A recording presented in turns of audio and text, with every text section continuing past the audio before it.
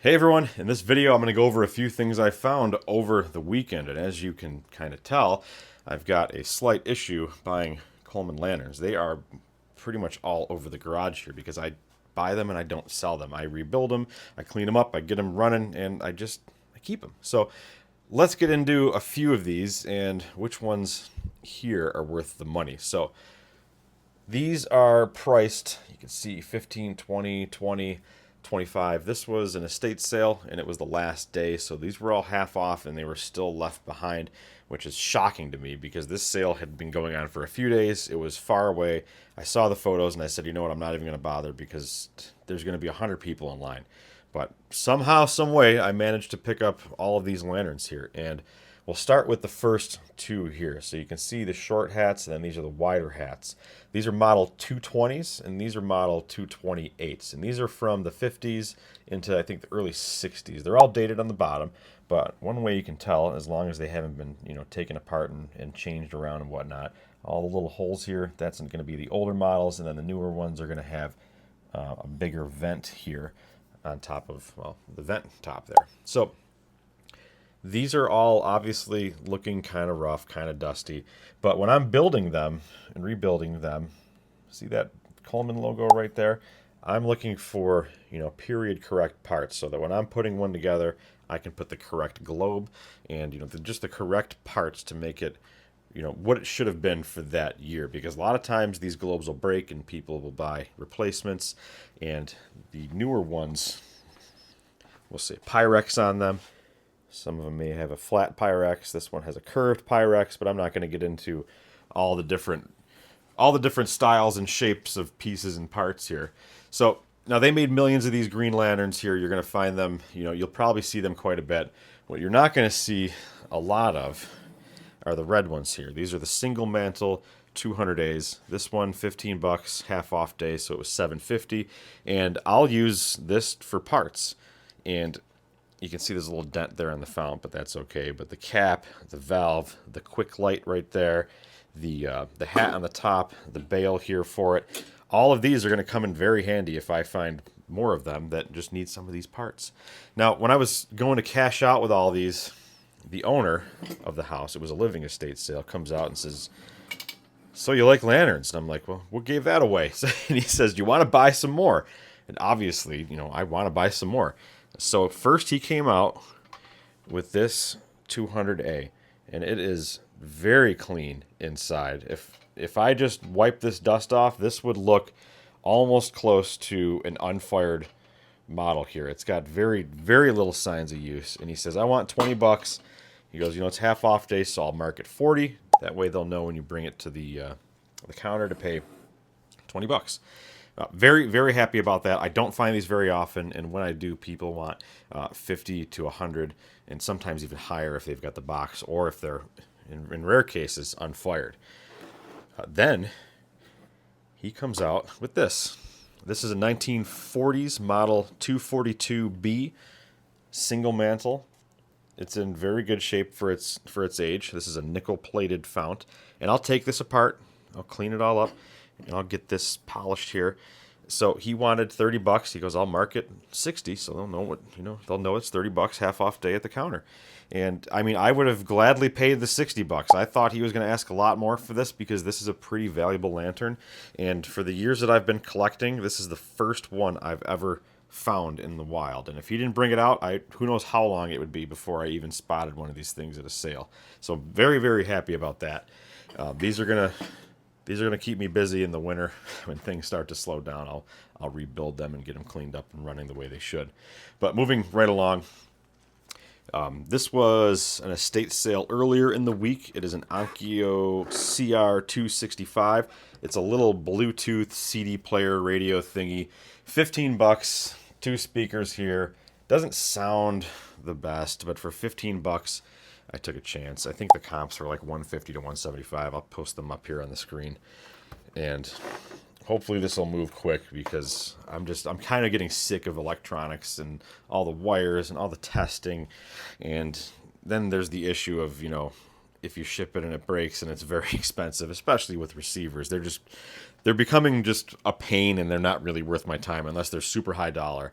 and worth the time to sell. But anyways, away from that, aside from this piece, we've got a little SNES Mini for $8. Came with a controller, and it came with an aftermarket controller, but it didn't have the power cord. But $8, I took a chance because I haven't found these at all lately either. I see the bootleg ones all the time, but the actual Nintendo brands, the NES and the SNES Mini, they're just not showing up at garage sales yet, which is surprising because I can't remember how many years ago they came out, but I don't know, it's just odd to me that I haven't seen any of these things out at garage sales recently.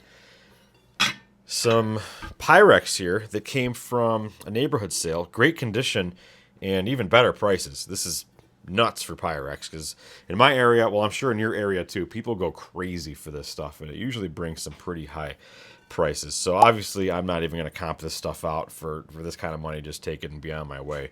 And at that same sale, I grabbed a dial caliper, and this is what company is this one here? This is a Carl Zeiss, I think.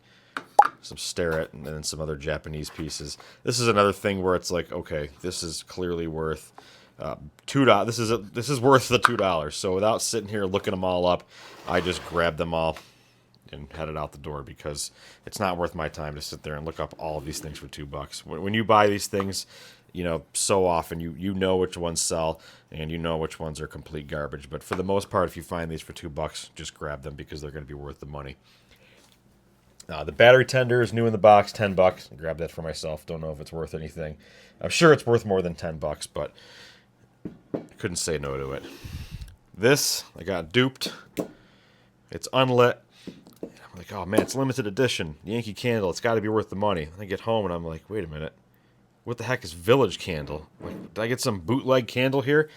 And there's no barcode on it. It says it's made in Maine, which I didn't realize until just now. But man, this thing threw me for a loop here, and I can't believe I bought it. I have no clue what it's worth. If there are any solds for this thing, I'll throw up a comp on the screen, but I don't know. I'm not too hopeful on that one.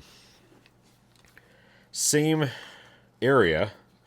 I found this Coolpix S6300 for $1 with no battery, nothing else with it. Couldn't test it. For $1, it's worth it because, well, we all know what these things go for. So picked up that for $1. Same house that this came from, the estate sale. I grabbed an Enesco Carousel Royale for $20. I think this one comped out pretty well. They had a bunch of them there, but this house was small, and I had to run through it really, really quick because there was another sale starting, and it had a lot more stuff that I was interested in at the time, so I had to just grab this stuff and go.